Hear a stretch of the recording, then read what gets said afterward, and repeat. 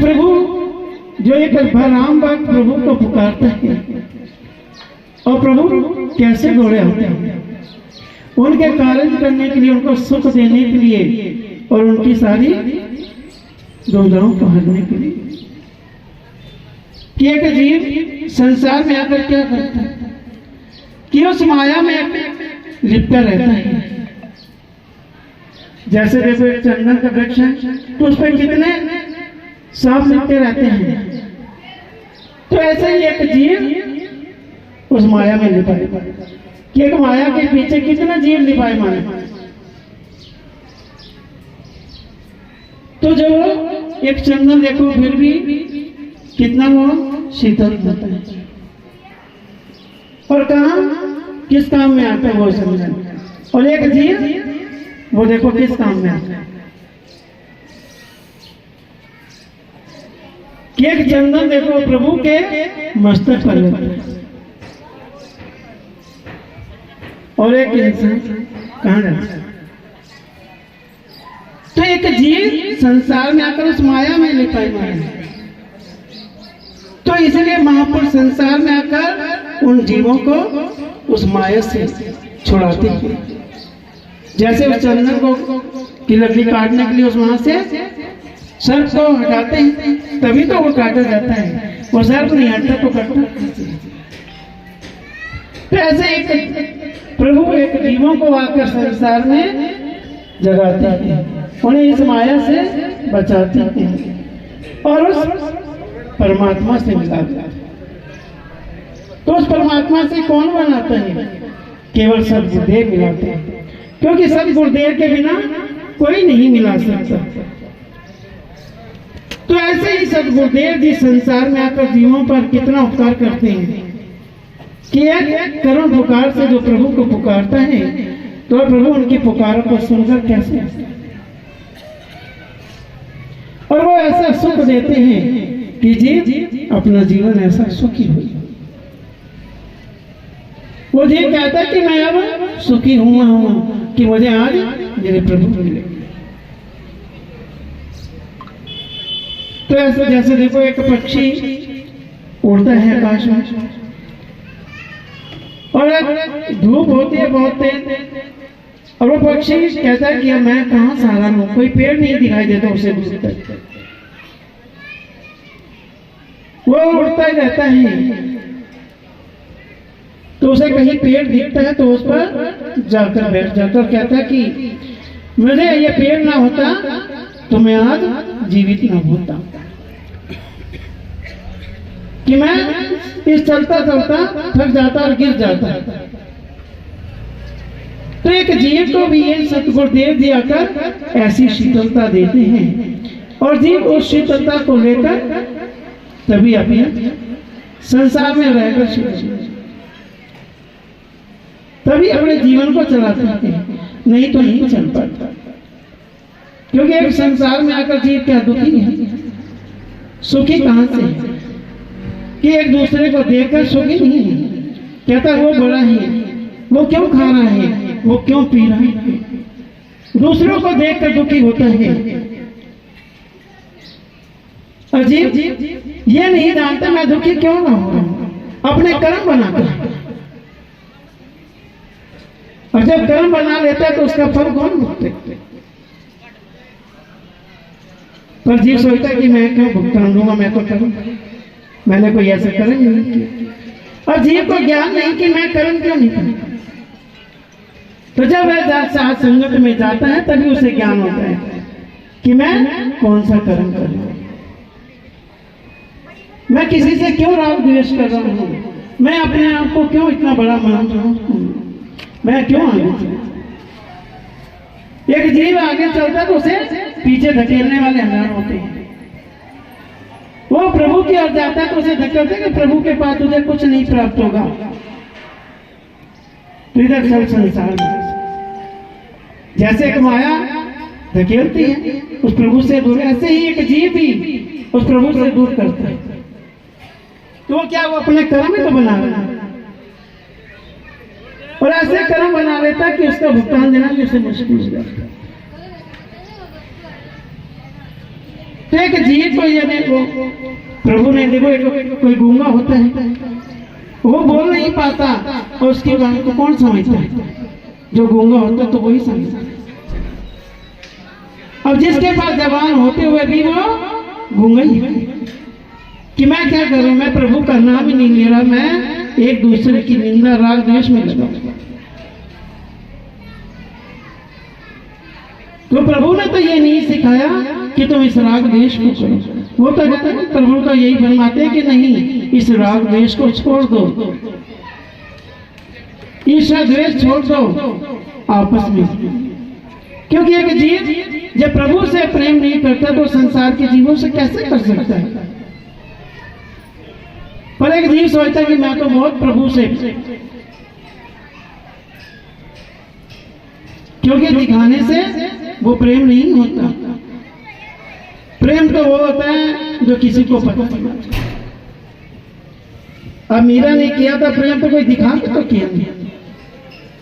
शबरी ने किया कि उसने दिखाया। वो नित्य प्रति देखो सड़कों पर जाकर झाड़ू भी लगाती और फूल भी बनाती कि मेरे प्रभु राम।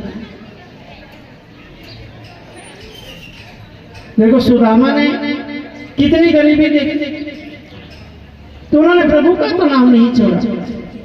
पर एक दिन थोड़ा सा किसी को थोड़ा सा धन में देर हो जाए तो कहता है कि मैं प्रभु नहीं, मेरे तो प्रभु देते नहीं कुछ मुझे कर। एक दोष किस पे लगा रहा है? उस प्रभु को।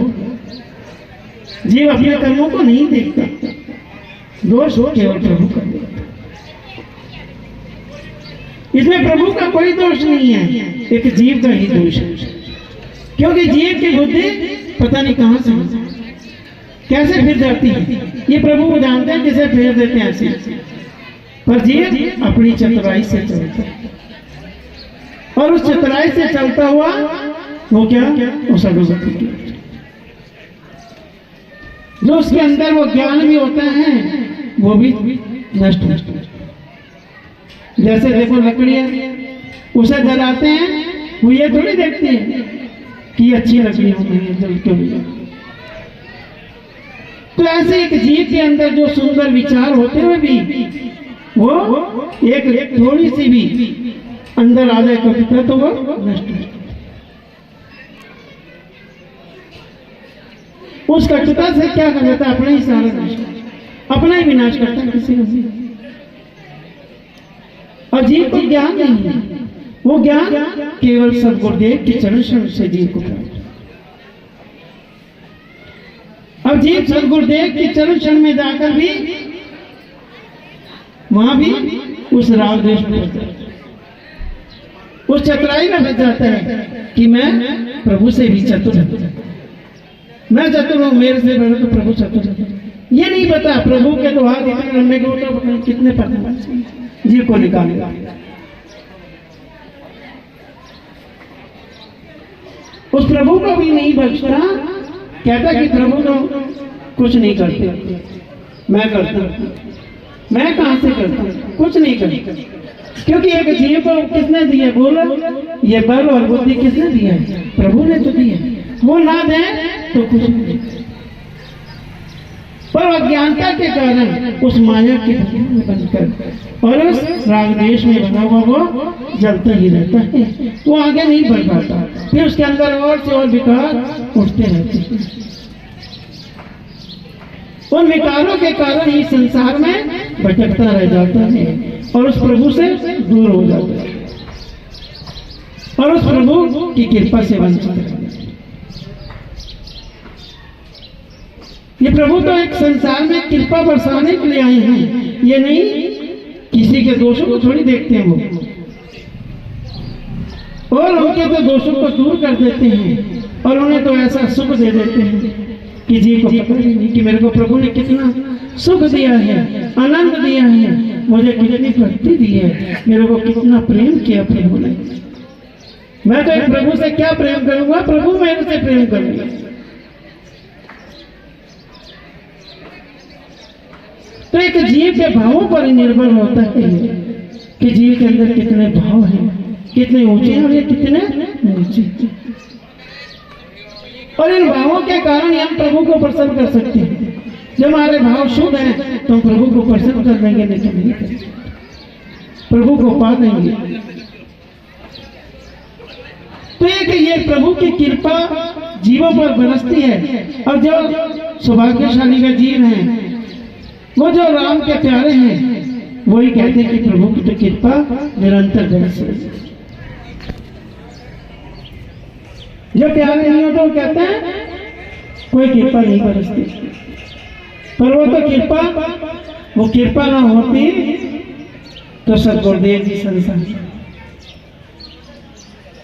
तो इतने जीव न प्रभु की शरण में जाते हैं, वो संसार में भटकते रह जाते हैं। तो ये प्रभु कृपा लुटाने के लिए तो संसार में ये कृपा लुटा भी रहे हैं कि एक जीव देखो, आज एक जन्मदिन तो है, तो आजकल तो लोग क्या करते हैं कि होटलों में जाते हैं, तो एक प्रभु का प्यारा जो होता है वो प्रभु को बुलाता है कि प्रभु मेरे घर आए और मैं अपना जन्मदिन प्रभु के चरणों में मनाऊं, कि मैं संसार में क्या करूंगा मनाकर, मेरे जीवन को कौन दे, ये जीवन किसने दिया, प्रभु ने दिया। तो एक राम भक्त तो कहता है कि मैं प्रभु को बुलाऊं, प्रभु को प्रसन्न करूं और मेरा जीवन सुख में हो जाए, क्योंकि एक मेरा जीवन संसार में दुखों भरा है। तो सुख में बनाने के लिए तो प्रभु को याद करता, तो ये सुख देने के लिए प्रभु तो आता। एक प्रभु एक जीव के हृदय में कैसे भर देते हैं ये भाव कि मैंने प्रभु को याद, प्रभु दो। ये प्रभु की कृपा है जो एक अपने बच्चों के जन्मदिन होते हैं, चाहे कोई शादी होती है, तब भी जो जीव पुकारता है प्रभु को तो प्रभु वही प्रकट हो जाता है। तो ये मेरे राम की कृपा है जो आज बरस रही है और वो बरसा रही है। उनके द्वार तो दया के भंडार हैं और खुले हैं, कोई भी आकर उसे ले सकता है, पर एक श्रद्धा से विश्वास से। और जिसके अंदर वो श्रद्धा और विश्वास है वो अपने दामन भर लेता है, कभी खाली नहीं जाता। तो ऐसे ही सदगुरुदेव जी आज अपनी कृपा अपने प्यारों में बरसाने के लिए आए हैं और निरंतर ये कृपा ऐसी बरसती रही। तो इन बच्चों का जीवन भक्ति में आनंद में हो और श्री गुरु महाराज जी इस बच्चे की दीर्घायु भी करें और इसका जीवन सुख में आनंद में हो और सदा ही इन बच्चों के हृदय में ऐसा प्रेम, ऐसी भक्ति जो सदा ही आपके चरणों की सेवा और निरंतर आप जी के प्रेम में ऐसे दौड़े चलना।